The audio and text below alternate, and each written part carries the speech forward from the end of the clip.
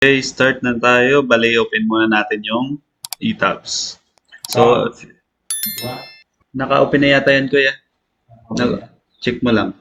Parang naka-open ka na kanina. Doon sa yung sa dulo, dalawa na. So, wait natin. So, if you have a license, ito yung makikita ninyo. Kahit hindi yata. Open natin yung new model. Click natin yung new model. Then, ito yung makikita ninyo. Yung interface na yan. Model initialization. So, kung may previous project ka na, pwede ito using the setting from the other model. Existing file yan. Pero kasi ang gagawin natin from the scratch. So, kiklik natin use built-in settings with. Tapos, sa Pilipinas naman tayo, naka-metric tayo. Metric. Tapos, yung region for default materials, United States. Select natin. Then, para sa steel section kasi, although hindi naman natin yan magagamit kasi para sa steel yan eh. Steel structure. Pwede natin ito, yung default 15, pinaka-latest version. Then, para sa steel design code, yung 360-16. Yung gagamitin natin for the design is ECI 310-19. Ito yung pinaka-updated na version. Then, click OK. Then, after that, ito yung makikita nating new model quick templates. Dito mag-set tayo ng grid line.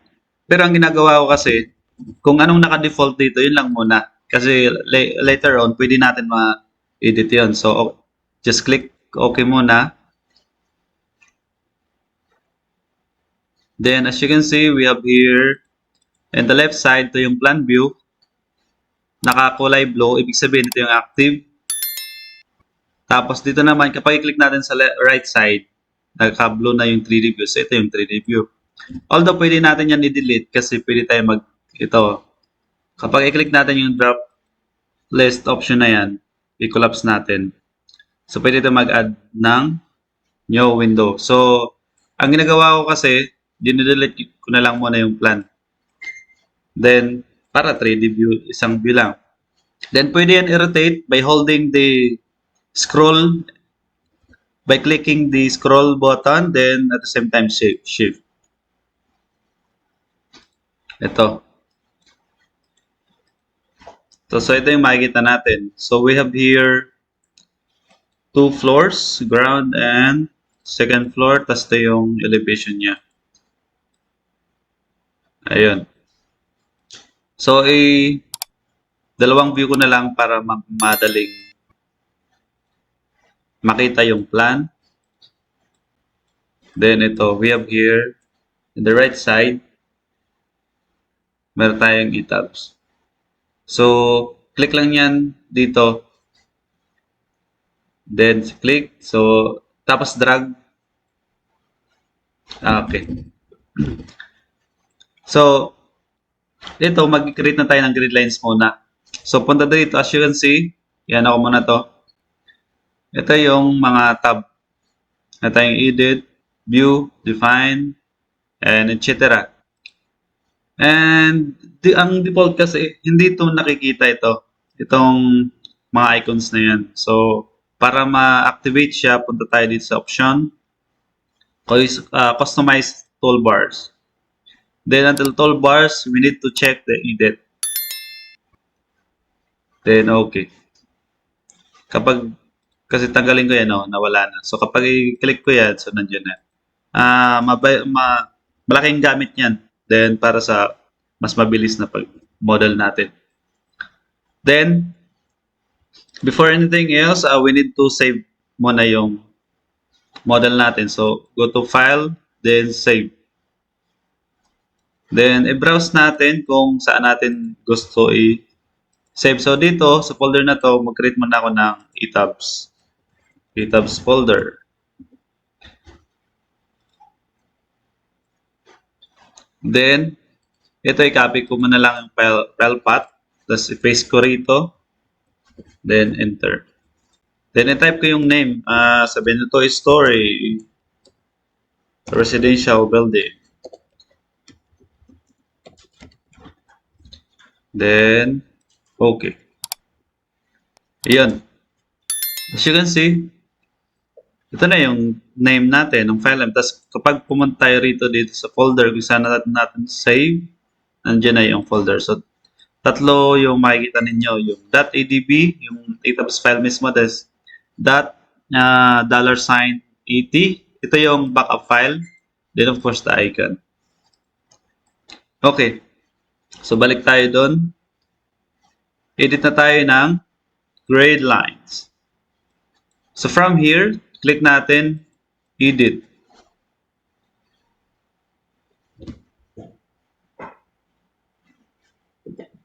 Edit. Then edit stories and grid line system. Then punta tayo dito sa modify show grid system. So ito yung makikita ninyo. Okay.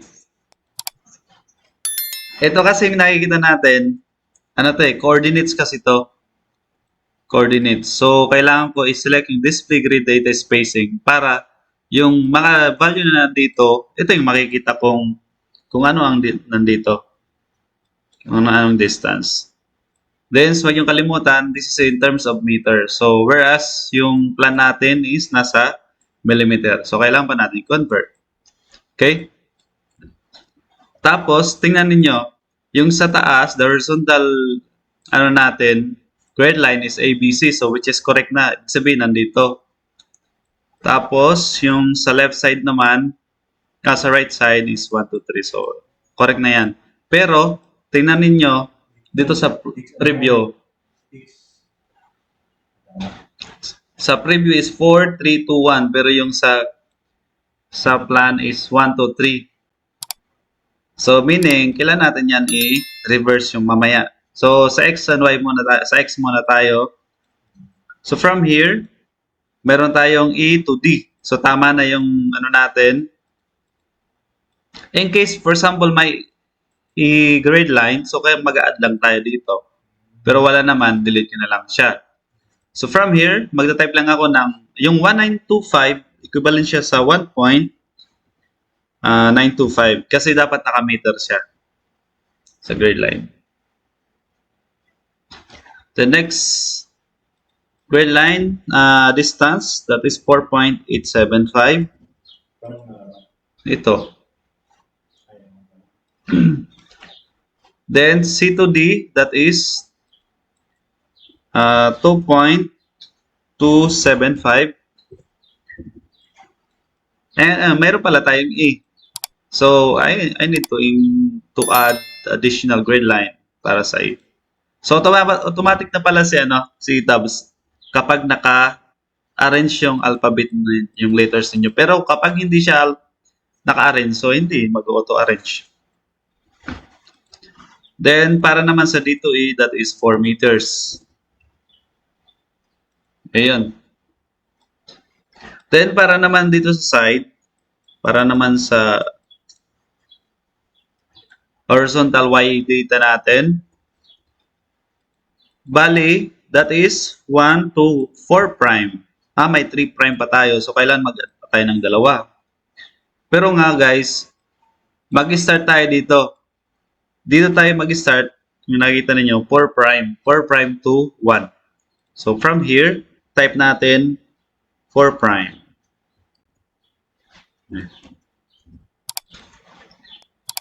Okay, then 4, 3 prime, 3, 2, and 1. Para mas mabilis. 3, 2, okay, and 1. Then, punta tayo dito, balik tayo sa 4 prime. I-input na natin to. Ito yung 4 prime to 4. So, that is 2.4. 2.4, 3.875. Then, 2.4. Then, 2.975. Ano tayo? Kulang pa. Kailangan natin makuha ito. Ito. Kuya Sam, pwede mo ano to? Ilan to? Ito pa. Ito pa Kuya Sam ang ano natin. Hmm.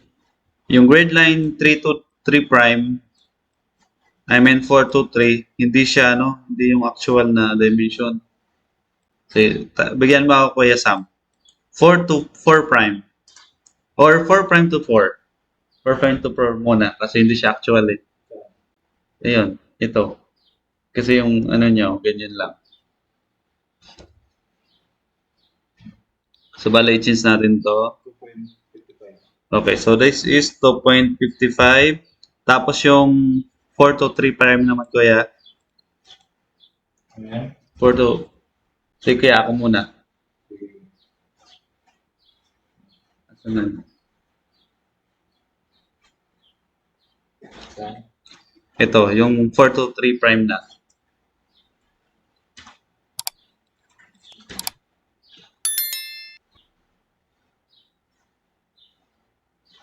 For 3. Yes.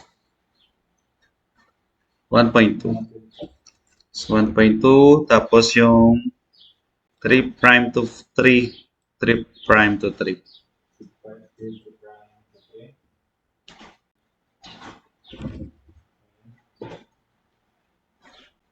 prime.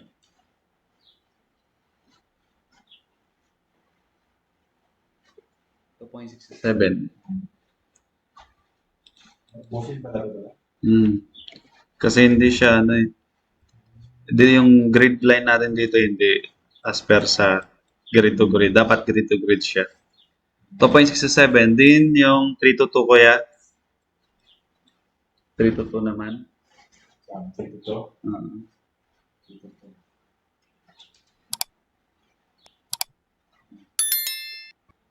2.25. 2.25.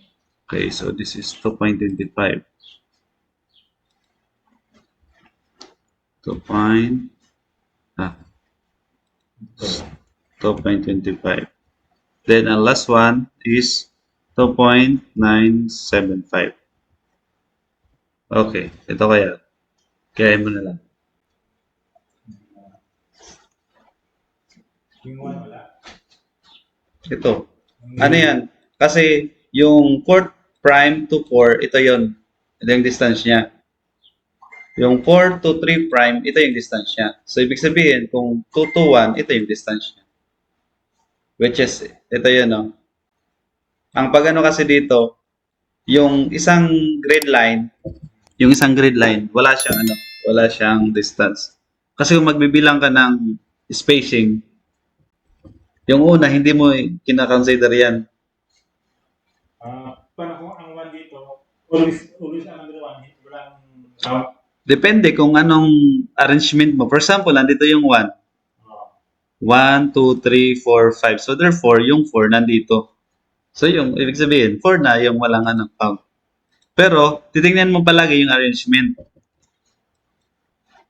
Titingnan na kung saan ka mauna. Yes, yes. Pero, makikita mo palagi, huli palagi yung 0. Huli palagi kasi naka-display grid data spacing tayo. Pero kapag i-click ko to, display grid data ordinates, meron na yan. Yan o. Meron na. So, maggagaling na siya sa 0 na naman. So, 0, tapos pa-plus niya, plus, up to the total. Yes. Sa spacing. Spacing siya. Then, ito mostly mo ginagamit. yes. So, ayan. Meron na. Tapos, may option din dito tayo. Ito yung sinasabing general grades. Pwede mag-add or... Ayun. Kasi i-change yan kaya.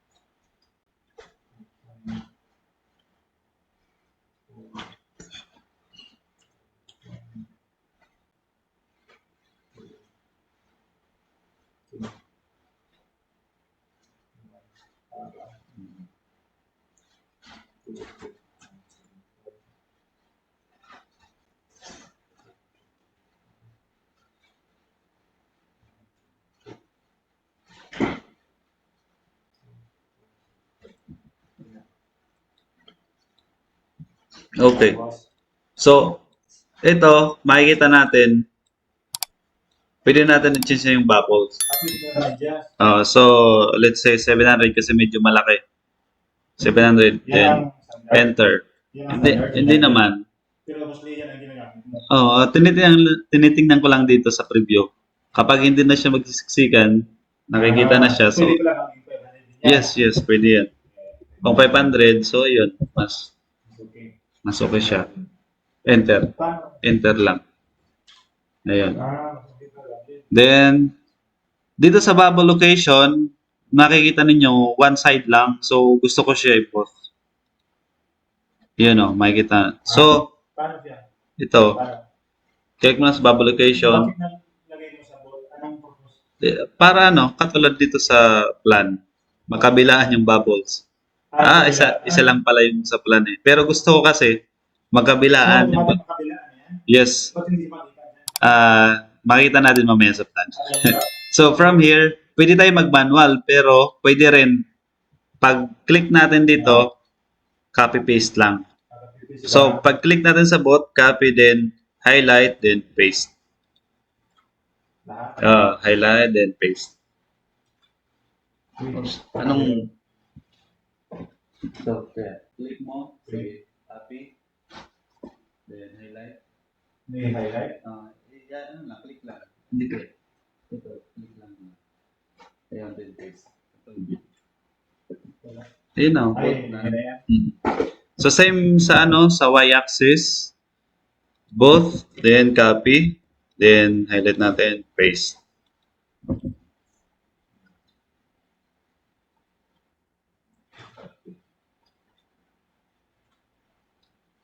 Click mo muna ko yan. Ulit. Sige, paste. Okay. Naka-highlight ka ba dito? Bakit kaya? Ay, Hinog mo? Ay, nakalako. Okay na. Nakaboot na pala. okay na. Okay na. Okay, then, click OK. Click OK. So, okay muna. Check natin yung kung tama na. So, punta tayo sa plan. Ito. Plan. Then, let's say, story 1. I-check lang natin yung grid lines.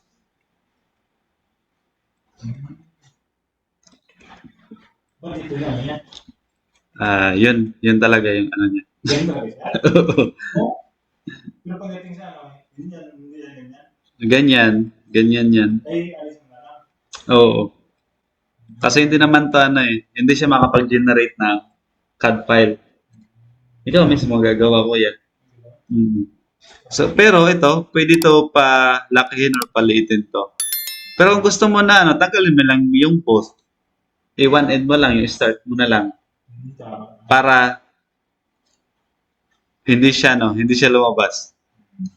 Then, pwede rin may option ka dito, sub-option, graphics, tapos anong size?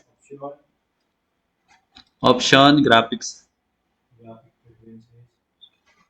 Let's say 10, palakihin mo pa yung grid lines. Pero sa viewing lang yan. Oo.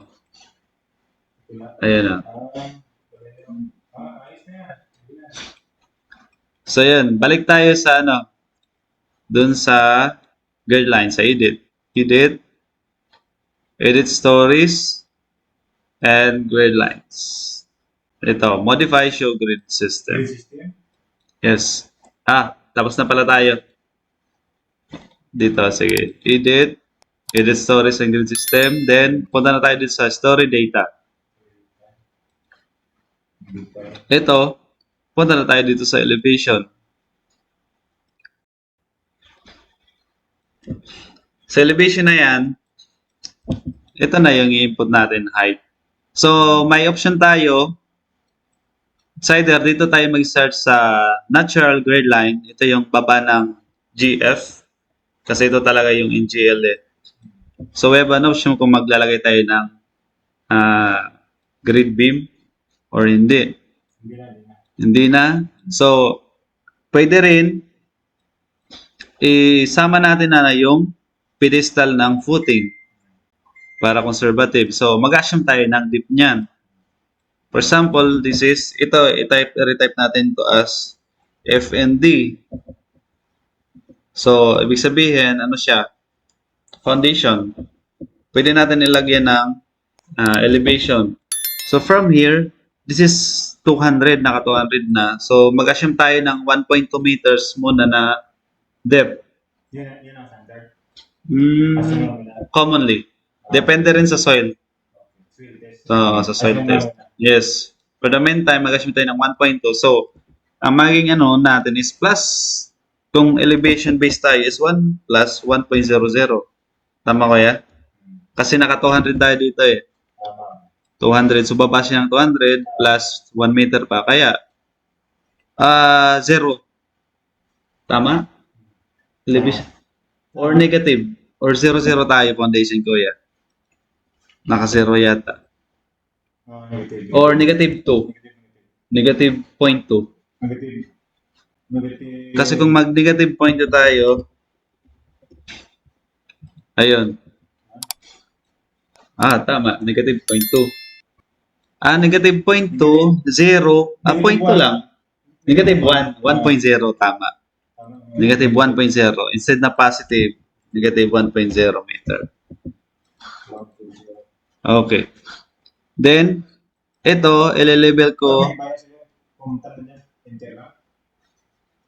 Hindi. Click mo lang kahit saan. Doon sa taas, sa story 1. So, 1.0 M. Dito naman, let's say yung JF. So, of course, plus na yan. Kung 200 to,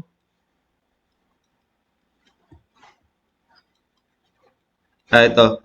Ito pala. Plus 200 na yan. 0.2 meters.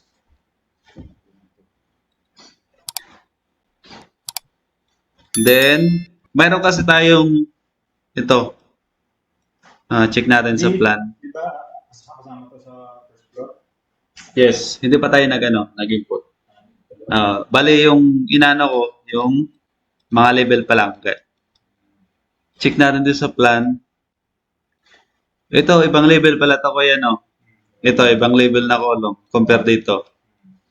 So, mag-insert pa tayo ng isa. So, ito,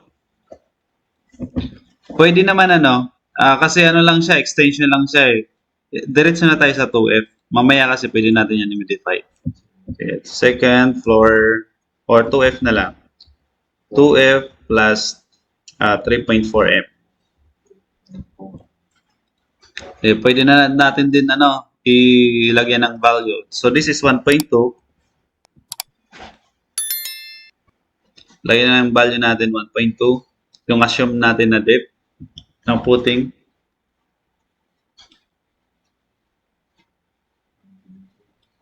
Then next, height natin is 3.2.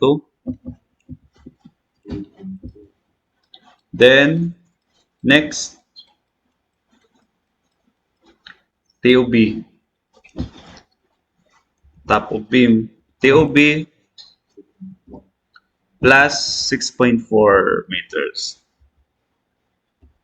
Elevation natin. Then, yes, 3 meters. Plus. Ganyan pala. Then, meron pa tayong apex.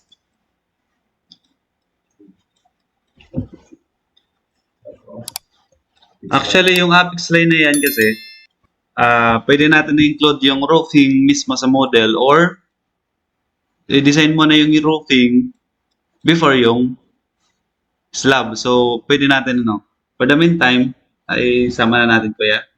Sige, sama natin. Kaya, sama natin yan na roof. Plus 9.4. Yung height niya, that is 3 meters din. So, check natin. Check natin yan. 9.4, kasi 9.4 yung elevation natin. Plus yung 1.2. 10.6.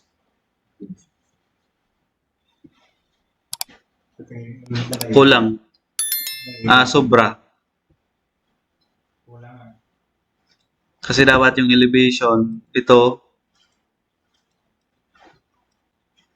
Kulang. ito, kung makikita sa elevation, 10 lang, 10.4 lang siya. Dapat sana 10.6. So, kulang tayo. Dito yata. Kasi, 0, 0 kasi to eh. 0, 0. Dapat 1.2. 0, 0. Plus 200. So, plus 200 pala kaya, dapat 1.4 to. 1.4. Kasi yung 0, 0 natin nandito. Nandito. Ay, suka.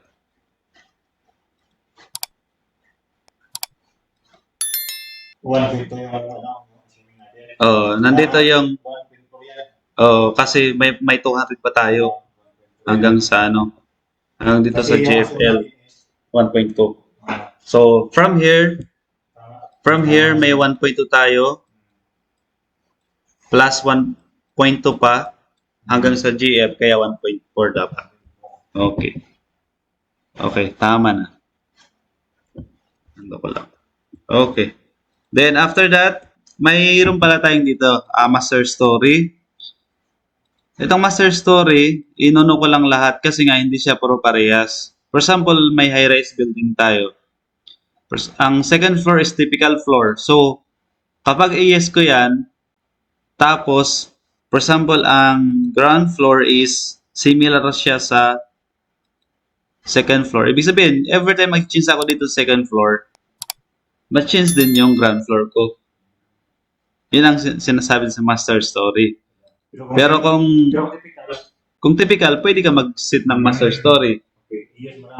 Hindi. Kasi hindi siya typical eh. Kung makikita natin dito yung plan, hindi siya puro parehas. So, kung typical siya, ano ilagay dyan? Mag-sit ka kung reference mo. For example, yung second floor is typical up to the fifth floor. I-yes mo siya. Tapos yung third floor up to fifth floor, dapat nakasit dito sa similar. Similar to kung anong ganyan. Pero kung hindi, dapat inom mo. Ino lang. Then automatic na yan. Ito lang naman yung similar sa ito. Ito lang isip mo dalawa. For example, ang ground floor tapos roof floor is similar. So, ito yung gagawin kong yes, tapos ito is similar ko dito. Okay. So, every time mag-change ako rito, change din yung roof. Pero medyo nakalito kasi, di mo na mamalayan, magkaiba pala sila ng sabi natin konting loads lang or member. Automatic mag-change yan. So, matrabaho. Kung malit lang naman na project. So, okay na tayo dito, then okay. Okay. Yes. Okay.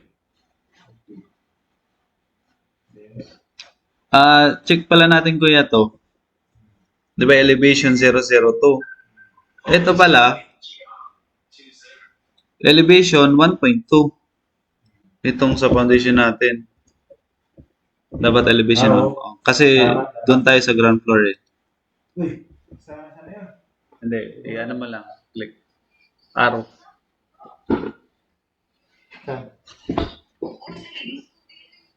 Sige, click mo lang kahit saan dyan. Ayan.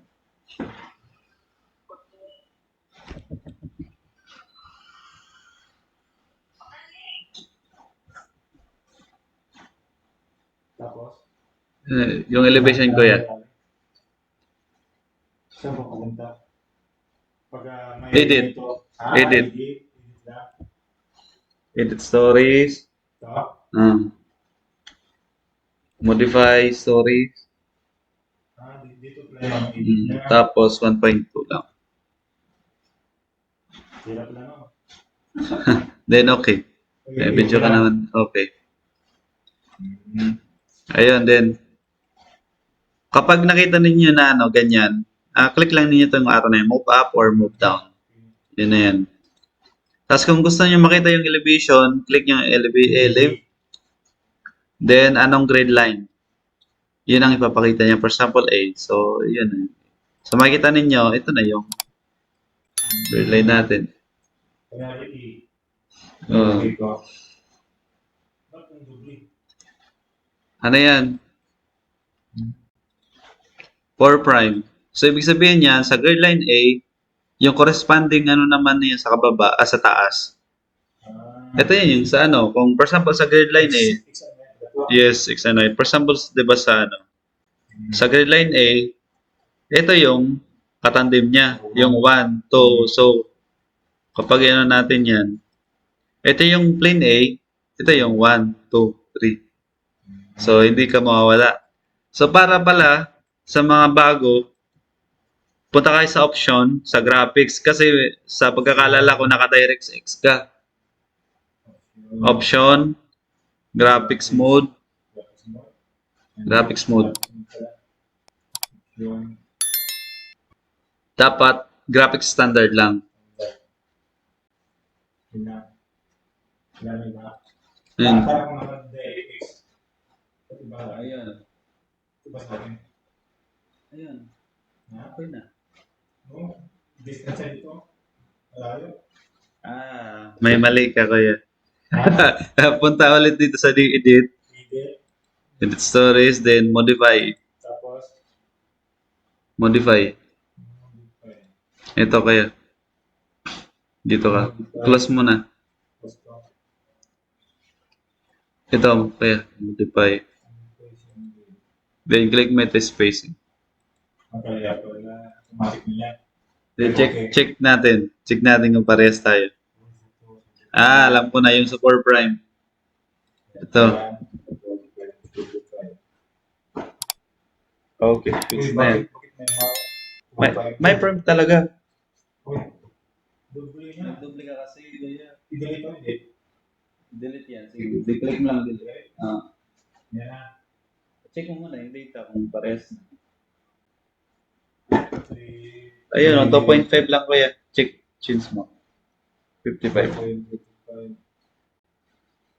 So, bala. 2.67. 2.55. 2.25. Okay, then okay. Okay. Okay. Na-check mo kung parehas na. Niya. Ayan, tapos na. Tapos na. Then, don't forget to click save always. Save. Ito save or pwede rin sa file. Pwede rin save. So, kapag i-click natin yung 3D, ito. Ay, hindi ka pala nakasave. Ayan.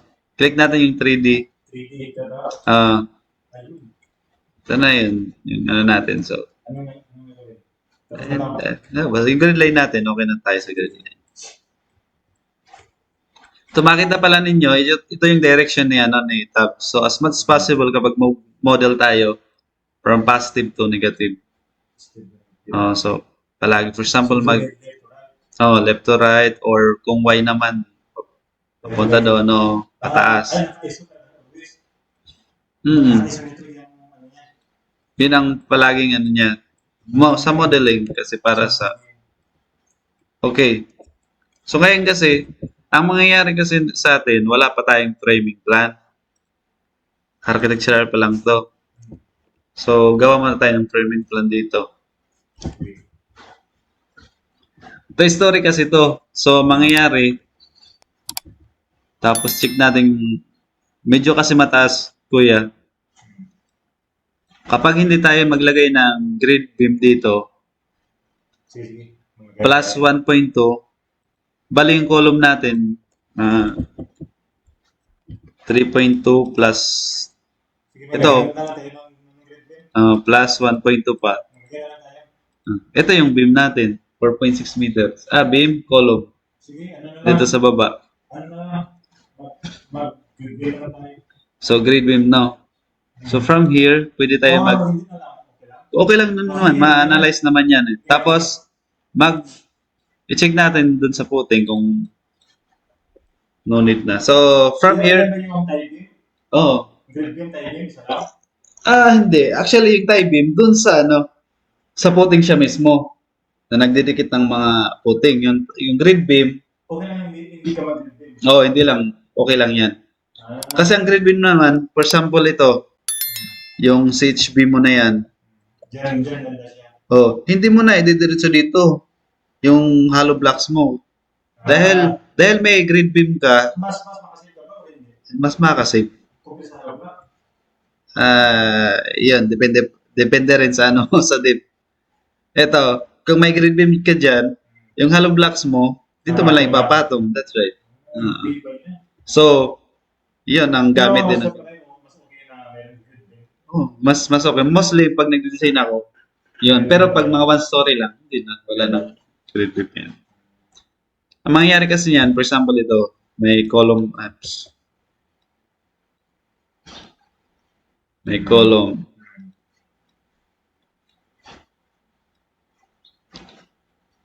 So, maliban sa grid beam, kung maglalagay ka pa ng puting tie beam, Patibay ka. ito, ganyan may puting tie beam pa yan. Titibay siya. Oo. Matibay Pero talaga. magastos. Yan nga lang. Gastos. Pero mas okay direkta na sa ano. So pwede tanggalin na lang yan. Sige, kulong na. Tapos dito na lang tayo sa puting tie beam. Mamaya, check natin kung kailangan pa mag puting tie beam. Depende sa soil. Okay lang din. Maliban din, depende din sa soil properties mo. Kung malambot, no need yan. So for the meantime, tanggalan muna tayo.